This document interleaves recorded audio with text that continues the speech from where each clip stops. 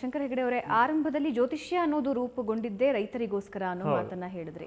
ಆದ್ರೆ ಇತ್ತೀಚಿನ ದಿನಮಾನಗಳಲ್ಲಿ ಮನುಷ್ಯನ ಜೀವನದ ಮೇಲಾಗೋ ಆಗು ಹೋಗುಗಳ ಕುರಿತಾಗಿ ಜ್ಯೋತಿಷ್ಯವನ್ನ ಹೆಚ್ಚಾಗಿ ಬಳಸ್ತಾ ಇದ್ದಾರೆ ಅಂದ್ರೆ ಅದು ಮುಂದುವರಿದ ಭಾಗ, ಫಲಜ್ಯೋತಿಷ್ಯದ ಮುಂದುವರಿದ ಭಾಗ ಇನ್ನೂ ಮುಂದುವರಿತಾನೆ ಹೋಗುತ್ತೆ, ರಿಸರ್ಚ್ಗಳಾಗ್ತವೆ ಹೋಗ್ತವೆ. ಮತ್ತು ಮುಂದುವರಿತಾ ಇದ್ದಾಗಿನ ಈಗ ನಾವು ಕಂಪ್ಯೂಟರ್ ಎಲ್ಲ ಇಟ್ಕೊಂಡಿರೋದ್ರಿಂದ ಭಾಳ ಸೂಕ್ಷ್ಮದ ಕಡೆ ಹೋಗೋಕ್ಕಾಗ್ತಾ ಇದೆ. More the micro level higher will be the accuracy ಅಂತ ಮುಂದಿನ ಒಂದು ಎಪಿಸೋಡಲ್ಲಿ ಅದನ್ನು ನಾನು ಮುಂದಿನ ವಾರ ಮಾಡಿ ತೋರಿಸ್ತೇನೆ ಹೇಗೆ ಅಂತ. ಯಾಕಂದರೆ ಇವತ್ತಿನ ವಿಚಾರ ವಿಶೇಷವಾಗಿ ಮುಹೂರ್ತಕ್ಕೆ ಸಂಬಂಧಿಸಿದ್ದು. ಈಗ ನಾನು ಹೋದ ವಾರ ಪಂಚಪಕ್ಷಿ ಶಾಸ್ತ್ರದ ಬಗ್ಗೆ ಹೇಳಿದ್ದೆ. ಇವ್ರ ಮನೆಯಲ್ಲಿ ರಾವಣ ಸಮೇತದಲ್ಲಿ ಇರುವಂಥದ್ರಲ್ಲಿ ಅದು ಕೂಡ ಇತ್ತು, ಅದರ ಆಯುಧ ಭಾಗವನ್ನು ಕೂಡ ತರ್ಕೊಟ್ಟಿದ್ದಾರೆ. ಪಾಪ ರಾವಣ ಸಮೇತ ಇದೆ ಯಾರ ಮನೆಯಲ್ಲಾದರೂ ಅಂತಂದರೆ 400-500 ಬಂಡಲ್ಸ್ ಕಡಿವೆ ಅಂತಂದರೆ ಇಡೀ ದೇಶ ಒಂದ್ಸಲ ಈಗ ಬೆಚ್ಚಿಬಿಡತ್ತೆ, ಇಂಥಲ್ಲಿ ರಾವಣ ಸಮೇತ ಇದೆಯಾ. ಪಾಪ ಅವ್ರನ್ನ ಮೊದಲೇ ಒಂದ್ಸಲ ಕಿಡ್ನಾಪ್ ಮಾಡಿಬಿಟ್ಟಿದ್ರು. ಹೌದು, ಕಿಡ್ನಾಪ್ ಮಾಡಿಬಿಟ್ಟಿದ್ರು ಇವರನ್ನು. ಮತ್ತು ಅವ್ರಿಗೆ ಆಗೋದು ಬೇಡ ಅಂತ ನಾನೇ ಇಟ್ಕೊಂಡ್ಬಿಟ್ಟಿದ್ದೀನಿ, ನನ್ನಂಥ ಸೆಕ್ಯೂರಿಟಿ ಇದೆ, ನೀವೇಂದ್ರೂ ಬೇಡಿ ಅಂತ. ಅದರಲ್ಲೆಲ್ಲ ಭಾಳ ಇದೆ ಇಂಥ ವಿಚಾರಗಳು. ಓಕೆ, ಉದಾಹರಣೆಗೆ ದರ್ಬೆ, ಕುಶ ಅಂತ ನಾವು ಕರಿತೀವಿ. ವ್ಯಾಕರಣವನ್ನು ನಮಗೆ ಕೊಟ್ಟಂಥ ಪಾಣಿನಿ ಮಹರ್ಷಿ ಅವನು ಶಿವನನ್ನು ಆರಾಧಿಸಿ, ಈ ಶಿವನ ಡಮರುವಿನಿಂದ ಅಕ್ಷರಗಳು ಬಂದು ಸಂಸ್ಕೃತ ಭಾಷೆ ಹುಟ್ಟಿ ವ್ಯಾಕರಣ ಎಲ್ಲ ಆಗಿದೆ. ಪಾಣಿನಿಗೆ ನಾವು ದೊಡ್ಡ ಸ್ಥಾನವನ್ನು ಕೊಡ್ತೀವಿ. ಪಾಣಿನಿ ದರ್ಭಹಸ್ತ ಅಂತ ಬರುತ್ತೆ. ಅವನು ಇದನ್ನು ಮಾಡುವಾಗ ಸಹ ದರ್ಬೆಯನ್ನು ಹಿಡ್ಕೊಂಡು ತಪಸ್ಸನ್ನು ಮಾಡಿದಂತೆ. ದರ್ಬೆಯ ಮಹತ್ವವನ್ನು ಡಾಕ್ಟರ್ ಹೇಳ್ತಾರೆ. ವೇದಗಳಲ್ಲಿ ಬಹಳಷ್ಟು ದರ್ಬೆಗೆ ವಿಶೇಷ ಸ್ಥಾನಮಾನ ಇದೆ.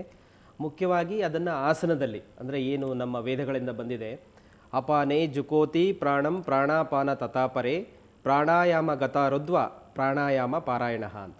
ಅಂದರೆ ಈ ಏನು ನಾವು ಕುತ್ಕೊಳ್ತಕ್ಕಂತಹ ಒಂದು ಆಸನ ಇದೆ, ಪೂರ್ವದಲ್ಲಿ ದರ್ಬೆ ಬಹಳಷ್ಟು ವಿಶೇಷತೆಯನ್ನು ಕೊಡ್ತಕ್ಕಂತಹ ಒಂದು ಪಾಸಿಟಿವ್ ಎನರ್ಜಿಯನ್ನು ಫಾರ್ಮ್ ಮಾಡ್ತಕ್ಕಂತಹ ಒಂದು ಪವಿತ್ರವಾದಂತಹ ಒಂದು ವನಸ್ಪತಿ ಅದು.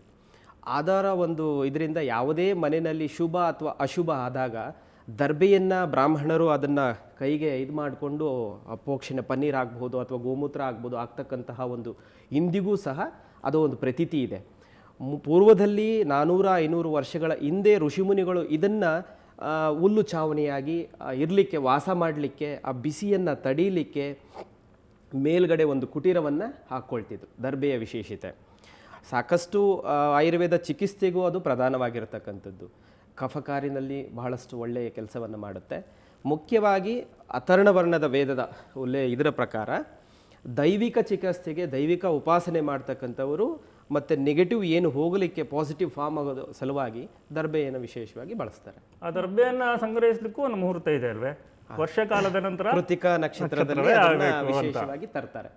ಅದನ್ನು ಆಮಂತ್ರಣ ಕೊಟ್ಟು ಪೂರ್ವದಲ್ಲಿ ವಿಧಿವಿಧಾನೋಕ್ತವಾಗಿ ಮತ್ತೆ ಅದನ್ನು ತಂದಾಗ ಮಾತ್ರನೇ ಫಲಿಸುತ್ತೆ. ಯಾವುದೇ ಚಿಕಿತ್ಸೆನಲ್ಲಾಗಬಹುದು ಅಥವಾ ಕೌಲು ಅಂದರೆ ಈ ಪರಿಹಾರಗಳಲ್ಲಾಗಬಹುದು. ಫಾರ್ ಎಕ್ಸಾಂಪಲ್ ಅರ್ಬುದ ಅಥವಾ ಸೋಮೆನಿ ತುಂಬ ಇದ್ದಾವೆ ವ್ಯಾಧಿಗಳು. ಆ ವ್ಯಾಧಿಗೆ ತಕ್ಕನ ಹಾಗೆ ಆ ನಕ್ಷತ್ರಗಳನ್ನು ನಾವು ಹೋಗಿ ಮೊದಲೇ ಪೂರ್ವದಲ್ಲಿ ಆಮಂತ್ರಣವನ್ನು ಕೊಟ್ಟು ತದನಂತರ ತೊಗೊಂಡು ಬಂದು ಆ ವಿಧಿವಿಧಾನೋಕ್ತವಾಗಿ ಅದನ್ನು ಮಾಡ್ತಕ್ಕಂತಹ ಒಂದು ಪ್ರಿನ್ಸಿಪಲ್ಸನ್ನು ಪೂರ್ವದಲ್ಲಿ ಆ ಶಾಸ್ತ್ರ ತಿಳಿಸುತ್ತೆ ನಮಗೆ. ಅಂದ್ರೆ ಈ ಸಮಯಕ್ಕೆ, ಅಂದ್ರೆ ಆ ಘಳಿಗೆಗೆ ಇರುವಂತಹ ಮಹತ್ವವೇ ನಿಮ್ಮ ಪ್ರಕಾರ? ಜ್ಯೋತಿಷ್ಯಕ್ಕೂ ಪ್ರಕೃತಿಗೂ ನೇರ ಸಂಬಂಧವಿದೆ. ಓಕೆ, ಈಗ ಪ್ರಕೃತಿಯೇ ತಿಳಿಸ್ಕೊಡುತ್ತೆ ಬೇಕಷ್ಟು ವಿಚಾರಗಳನ್ನು. ಒಂದು ಕಡೆ ಭೂಕಂಪ ಆಗ್ತಿದೆ ಅಂತಂದರೆ ಈ ಪಶು ಪಕ್ಷಿಗಳು ಬೇರೆ ಬೇರೆ ಒಂದು ಪೂರ್ವದಲ್ಲೇ ನಮಗೆ ಗೋಚರಿಸುತ್ತೆ, ಅದರ ಒಂದು ಸಿಂಪ್ಟಮ್ಸ್ಗಳು ಗೊತ್ತಾಗ್ತವೆ. ಪ್ರಕೃತಿಯಲ್ಲೇ ಇದೆ, ಅದು ಪ್ರಕೃತಿಯನ್ನು ನೋಡೇ ಹೇಳುವಂಥದ್ದು. ಆಮೇಲೆ ಬರಗಾಲ ಬರುವಾಗ ಬಿದಿರಿನ ಮೇಲೆ ಹೂವಾಗುತ್ತೆ. ಬಿದಿರಿನ ಮೇಲೆ ಹೂವು ಆಯಿತು ಅಂತಂದರೆ ಭಾಳ ಕಾವ್ಯಾತ್ಮಕವಾಗಿ ಆ ಶ್ಲೋಕ ಇದೆ, ವಿಶೇಷವಾಗಿ ಉತ್ತರ ಭಾರತದಲ್ಲಿ ಅದು ಆ ಥರ ಕಾಣಿಸ್ಕೊಂಡ್ರೆ. ನಮ್ಮ ಊರ ಕಡೆಗೆ ಬಿದಿರು ಅಕ್ಕಿ ಅಂತ ಹೇಳ್ತೀವಿ, ಬಿದಿರು ಬಾಂಬು ಕೆಳಗಡೆ ಅಕ್ಕಿ ಸಿಗುತ್ತೆ, ಅದನ್ನು ನೋಡಿಯೂ ಹೇಳ್ತಾರೆ ಬರಗಾಲವನ್ನು.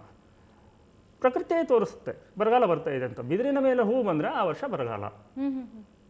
ಸೊ ಇದನ್ನೆಲ್ಲ ನೋಡಿಯೇ ಫಲ ಜ್ಯೋತಿಷ ಬಂದಿರೋದು. ಬಿದಿರಿನ ಮೇಲೆ ಹೂವು ಬಂತು, ಈ ವರ್ಷ ಬರಗಾಲ, ಹಾಗೆ ಪ್ರಾರಂಭವಾಗಿದ್ದದು. ಆಮೇಲೆ ಎಲ್ಲ ಮೊದಲ ಪಶು ಪಕ್ಷಿಗಳಿಗೂ ಹಾಕ್ತಾಯಿದ್ರು. ಓಕೆ, ಈಗ ಮನುಷ್ಯರಿಗೆ ಬಹಳ ಜಾಸ್ತಿ ಮಾಡಿಬಿಟ್ಟಿದ್ದಾರೆ. ಇನ್ನೂ ಜಾಸ್ತಿ ಆಗುತ್ತೆ, ಅದಕ್ಕೇನು ಮಾಡೋಕ್ಕಾಗಲ್ಲ. ಹೊಸ ಒಂದು ಕಾಲದಲ್ಲಿ ಜ್ಯೋತಿಷಕ್ಕೆ ಸಂಬಂಧಿಸಿದಂತೆ 5ನೇ ಮನೆ ಎಜುಕೇಷನ್ ಒಳ್ಳೆಯದ ಕೆಟ್ಟದ ಅಷ್ಟು ಕೈಕೊಂಡು ಹೋಗ್ತಾಯಿದ್ರು. ಈಗ ನಮ್ಮ ಪರಿಸ್ಥಿತಿ ಹೇಗೆ ಆಗಿದೆ ಅಂತಂದರೆ, ನೀನು ಬಯೋಟೆಕ್ ಮಾಡ್ತೀಯಾ, ಮೆಡಿಕಲ್ ಫೀಲ್ಡಲ್ಲೇ ಹೋಗ್ತೀಯಾ, ಎಂಜಿನಿಯರಿಂಗೇ ಬೆಟರು, ಹೀಗೆ ಹೇಳುವ ಸ್ಥಿತಿ ಇದೆ. ಹೊಸದಾಗಿ ಬಂದಿದೆ ಮೆಡಿಕಲ್ ಇಂಜಿನಿಯರಿಂಗು. ಈಗ ಅವರಿಗೆ ಮೆಡಿಕಲ್ ಇಂಜಿನಿಯರಿಂಗ್ ಬರುತ್ತೆ ಇಲ್ವ ಅಂತ ಹೇಳಬೇಕಿದ್ರೆ ಆ ಮೆಡಿಕಲ್ ಇಂಜಿನಿಯರಿಂಗ್ ಮಾಡುವಂಥ ಒಂದು 100 ಜಾತಕವನ್ನು ನಾವು ಹಿಡ್ಕೊಂಡು ನೋಡಬೇಕು.